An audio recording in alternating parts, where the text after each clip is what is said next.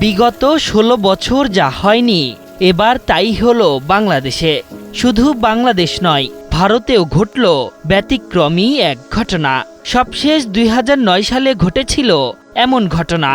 সাধারণত জুনের শুরুতে দেশের উপকূল স্পর্শ করত মৌসুমী বায়ু, যা অক্টোবরের মাঝামাঝি পর্যন্ত উপমহাদেশে প্রভাব বিস্তার করত।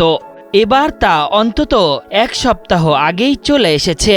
এত বছর দেরিতে মৌসুমী বায়ু আসা নিয়ে আবহাওয়াবিদদের মধ্যে নানা সময় উদ্বিগ্নতা লক্ষ্য করা গেছে। এমনকি প্রকৃতি, কৃষি ও স্বাস্থ্যের ওপর বিরূপ প্রভাবও বিস্তার করেছে দেরিতে আসা মৌসুমী বায়ু। তবে সব দুশ্চিন্তার মেঘ দূরে ঠেলে ১৬ বছরের রেকর্ড ভেঙে সময়ের এক সপ্তাহ আগেই টেকনাফের উপকূলে আগাম মৌসুমী বায়ু স্পর্শ করেছে। এরই মধ্যে তা ভারতের কেরালা রাজ্যেও আগমনের খবর পাওয়া গেছে।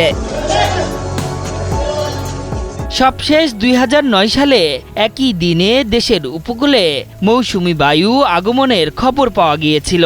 দেশের সীমান্ত হয়ে পরে সেটি উপমহাদেশে ছড়িয়ে পড়ে। এই সময়টাতে ৭০ থেকে ৮০ ভাগ বৃষ্টিপাত হয়। তবে আগাম মৌসুমের কারণে শুধু যে বৃষ্টিপাত বাড়বে এমনটাই নয়, ২-৩ দিন বৃষ্টিপাতের পর বন্ধও হয়ে যেতে পারে এই বৃষ্টিধারা। সৃষ্টি হতে পারে লঘুচাপ। এর ফলে উপকূল এলাকায় ঝরতে পারে বৃষ্টি। পাশাপাশি কিছু কিছু অঞ্চলে বাড়তে পারে তাপমাত্রাও। এবার আগাম মৌসুমী বায়ু আগমনের কারণে কৃষি খাতে তেমন কোনো ক্ষতি হওয়ার সম্ভাবনা নেই, কেননা এরই মধ্যে হাওর অঞ্চলে ধান কাটা সম্পন্ন হয়েছে। সেই সাথে সারা দেশের অধিকাংশ ধান গোলায় ভরেছে কৃষকরা। এর পাশাপাশি নাবি জাতের আমের উৎপাদন বৃদ্ধি পাবে বলেও আশা প্রকাশ করেছে দেশের আবহাওয়া বিশেষজ্ঞরা। এর মধ্যে আশ্বিনী, ফজলি, আম্রপালি ও বাড়ি ৪ জাতের আমের ওজন বাড়তে পারে। বৃষ্টিপাতের কারণে ধুলাবালি ও কীটনাশক ঝরে যাওয়ায় এসব আমের উৎপাদন ও ওজন বেড়ে যায়। এই সময়কার আবহাওয়ার কারণে স্বাস্থ্য খাতে বিরূপ প্রভাব লক্ষ্য করা যায়। গত কয়েক বছর ডেঙ্গুতে আক্রান্তের সংখ্যা তারই প্রমাণ।